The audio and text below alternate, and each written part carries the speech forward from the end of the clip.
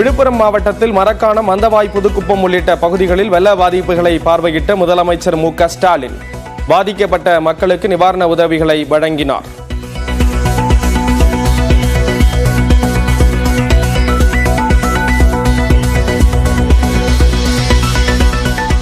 தமிழக அரசின் மீட்பு மற்றும் நிவாரண பணிகள் சிறப்பாக இருப்பதாக மக்கள் கூறுகிறார்கள். விழுப்புரத்தில் மழை பாதிப்பை ஆய்வு செய்த முதலமைச்சர் மு.க. ஸ்டாலின் நியூஸ் 18 தமிழ்நாடுக்கு பிரத்யேக பேட்டி. பணிகள் சிறப்பாக இருக்கு, நிவாரண பணிகள் நல்லா ஈடுபட்டிருக்கீங்க, இது கொஞ்சம் சீக்கிரமாக பண்ணி எங்களுக்கு கொடுங்க அப்படின்னு சொல்றாங்க.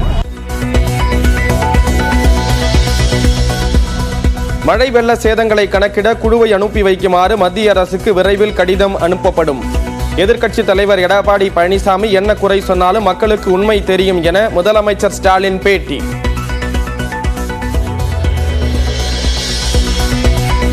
கடலூர், விழுப்புரம் உள்ளிட்ட மாவட்டங்கள் இதுவரை கண்டிராத மழையை சந்தித்துள்ளன. மற்ற மாவட்டங்களிலும் வழக்கத்தை விட அதிக மழை பெய்துள்ளதாக விழுப்புரத்தில் ஆய்வுக்கு பின் முதலமைச்சர் மு.க. ஸ்டாலின் பேட்டி.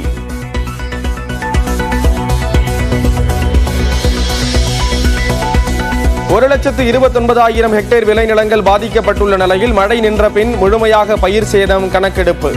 வெள்ள பாதிப்பு குறித்து நாடாளுமன்றத்தில் குரல் எழுப்பினால் அனுமதி மறுக்கிறார்கள் என்று முதலமைச்சர் குற்றச்சாட்டு. 1,29,000 ஹெக்டேர் பரப்பளவிற்கு சேதம் ஏற்பட்டிருப்பதாக புள்ளி விவரம் பெறப்பட்டிருக்கிறது. மழைநீர் தேங்கிய இடங்களில் தண்ணீர் வடிந்ததும் உடனுக்குடன் மின்சாரம் வழங்கப்படும். முதலமைச்சர் மு.க. ஸ்டாலின் தகவல்.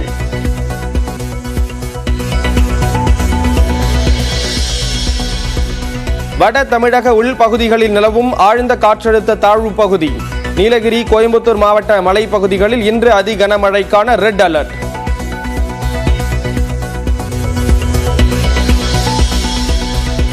கோயம்புத்தூர் சமவெளி பகுதிகள், திருப்பூர், தேனி, திண்டுக்கல், ஈரோடு மாவட்டங்களுக்கு இன்று மிக கனமழை எச்சரிக்கை. கிருஷ்ணகிரி, தர்மபுரி உள்ளிட்ட 10 மாவட்டங்களில் இன்று கனமழை பெய்யும் என்றும் வானிலை மையம் கணிப்பு.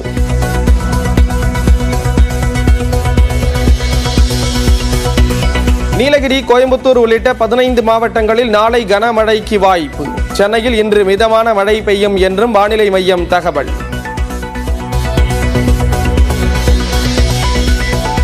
திருவண்ணாமலையில் பாறைகள் உருண்டு விழுந்ததில் மாயமான 7 பேரை மீட்கும் பணி 2வது நாளாக தீவிரம்.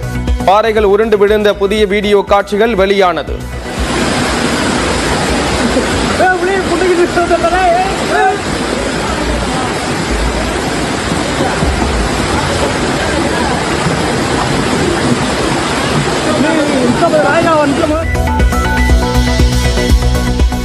திருவண்ணாமலை மாவட்டம் செங்கம் அருகே திடீர் மலை சரிவு.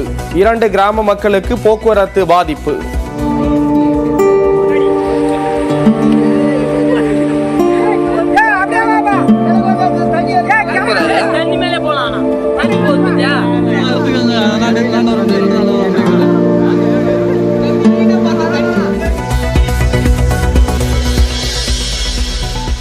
சென்னை திருச்சி தேசிய நெடுஞ்சாலையை மூழ்கடித்த வெள்ளம்.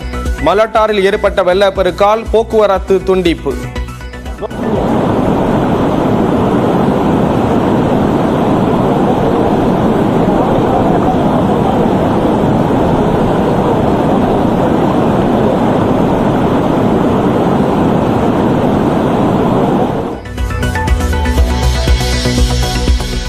தென்பெண்ணை ஆற்றில் வெள்ளப்பெருக்கு. கடலூர், புதுச்சேரி சாலையில் ஊர்ந்தபடி செல்லும் வாகனங்கள்.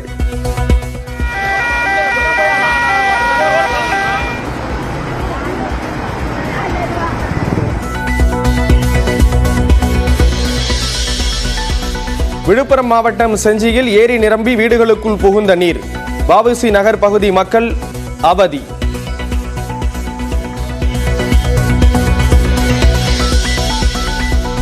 ஆரணி ஆற்றில் இருந்து தேவைகள் போக உபரியாக வெளியேறும் நீரை பூண்டி நீர்த்தேக்கத்திற்கு அனுப்பப்படுகிறது. சென்னை குடிநீர் ஏரிகளில் நீர் குறைவாக இருப்பதால் நடவடிக்கை.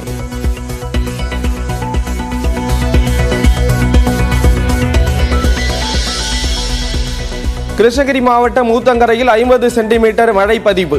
விழுப்புரம் மாவட்டம் கேதர் பகுதியில் 42 சென்டிமீட்டர் மழை பதிவானதாக வானிலை மையம் தகவல்.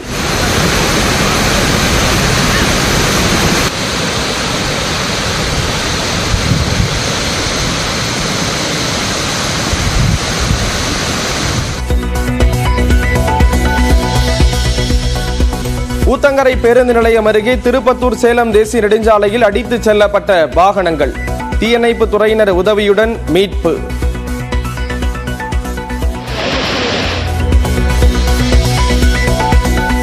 ஊத்தங்கரையில் வெள்ள பாதிப்புகள் குறித்து அதிமுக பொதுச் செயலாளர் எடப்பாடி பழனிசாமி ஆய்வு.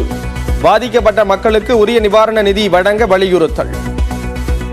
பாதிக்கப்பட்ட தமிழ்நாட்டில் எந்தெந்த விதத்தில் விவசாயிகள் எப்படி பாய்ச்சிருக்கிறாங்க, பொதுமக்கள் எப்படி பாய்ச்சிருக்காங்க, வாகனங்கள்லாம் எப்படி பாய்ச்சிருக்கு, இதெல்லாம் கணக்கிட்டு உரிய முறையில் மத்திய அரசை அணுகி அவர்களுக்கு பாதிக்கப்பட்டவர்களுக்கு நிவாரணத்தை இந்த அரசு பெற்றுத் தருவது இந்த அரசுடைய கடமை. அதை மத்திய அரசிடம் முறையாக அந்த அறிக்கை கொடுத்து இந்த நிவாரண தொகையை பெற வேண்டும்.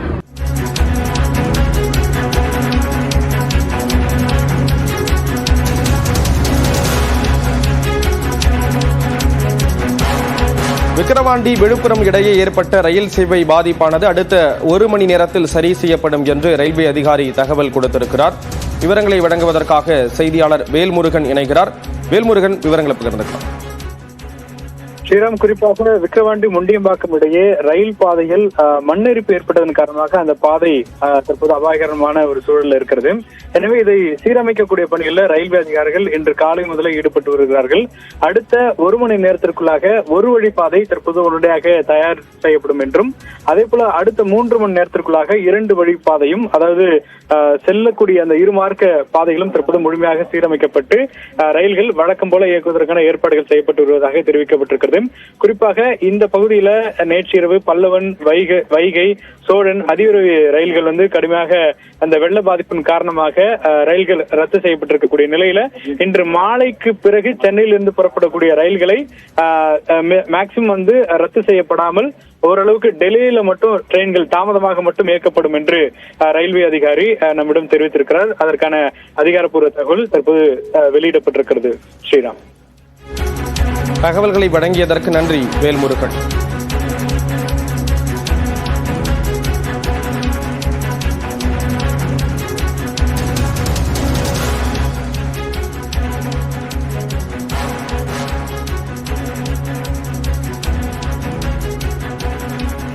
வரலாறு காணாத கனமழை காரணமாக புதுச்சேரி கடலூர் எல்லையோரம் உள்ள கிராமங்கள் வெள்ளத்தில் தத்தளித்து வருகின்றன. அணையின் பாதுகாப்பு பணிக்காக சென்ற காவல்துறையினரை தேசிய பேரிடர் மீட்பு படையினர் 2 மணி நேரத்திற்கு பிறகு பத்திரமாக மீட்டிருக்கிறார்கள். இது குறித்த கூடுதல் தகவல்களை களத்தில் இருக்கக்கூடிய செய்தியாளர் இளவுமுதன் வழங்க கேட்கலாம்.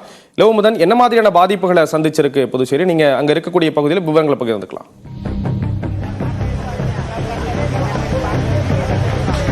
அந்த வெள்ளப்பெருக்கின் பாதிப்பை தொடர்ந்து நாம் பார்த்து வருகிறோம். இது குறிப்பிட்டு சொல்ல வேண்டாம், புதுச்சேரி மற்றும் கடலூர் எல்லை கிராமங்கள் கடுமையான பாதிப்பை சந்தித்திருக்கின்றன. நம்ம குறிப்பிட்டு நம்ம இருக்கும் இடம் குருவிநத்தம் படுகை போன்ற இடத்தில் இருக்கிறோம். இந்த இடத்தில் சித்தேரி அணைக்கட்டு இருக்குது. தமிழகத்தில் கடலூர் மாவட்டத்தின் 2000 வளாகம் இருக்கிறது. இந்த பகுதி முழுவதும் இப்போ தீவாக தான் காணப்படுகிறது. அணை வீடூர் அணையிலிருந்து வெளியேறும் அணை நீர், வெள்ள நீரானது முழுமையாக அந்த ஊரை சுற்றி இருக்கிறது.